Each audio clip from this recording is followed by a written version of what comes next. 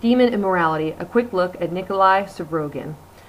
A brief essay on Dostoevsky's Demons by Brandy Anderson.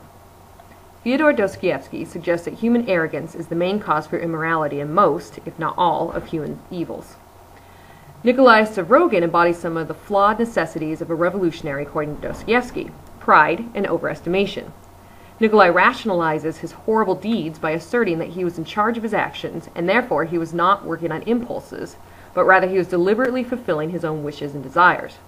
It could be argued that he may not have committed such heinous crimes had he been faced with a religious fear of retribution from an unhappy God.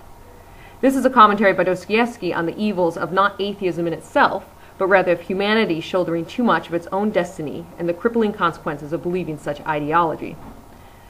Nikolay repeatedly talks about his ability to govern his actions. He says his will is strong enough to overpower any passionate urge which may supersede a weaker will. Misplaced arrogance in his own recognizance is a key factor to his crimes. Nikolay's conversations with Tikhon about religion shows his arrogance as being essential to crime and the behaviors which may follow depending on the individual's religious viewpoint. Upon goading by Nikolay, Tikhon claims, "Complete atheism is more respectable than secular indifference." Nikolay questions whether it is possible to believe in demons without believing in God, because the struggle to make sense of religion plagues him. This questioning of morality is an issue that always goes along with revolution. Revolution cannot be obtained without the bending or sometimes breaking of morality. The question is whether the ends justify the means.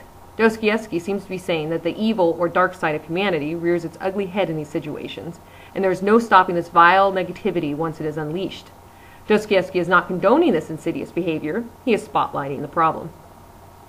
The world is full of seducers who capitalize on their power over others in order to gain what they want. Stavrogin embodies these skills, yet he is not unequivocally happy about his endowments. His self-loathing is seen at its peak when he goes to Tikhon bearing his confession of his horrendous deeds. Pride, apprehension, and a certain sort of regret, possibly, are combined in a self-reproach as he waits for Tikhon to finish reading his chronicle of crime. Dostoevsky balances Nikolay's evil deeds with the character's love of the thrill of the crime, and then the subsequent self-loathing that follows.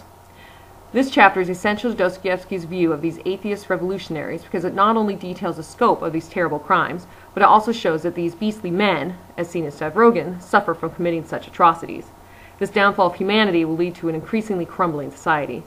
The main problem behind most revolutions lies within the execution of the sought-after change. Dostoevsky suggests humans rely too much on their own intellects and perceived power to effectively bring about a more utopian society. One of humanity's principal problems is arrogance and the inherent power trip which accompanies such exaggerated assurances.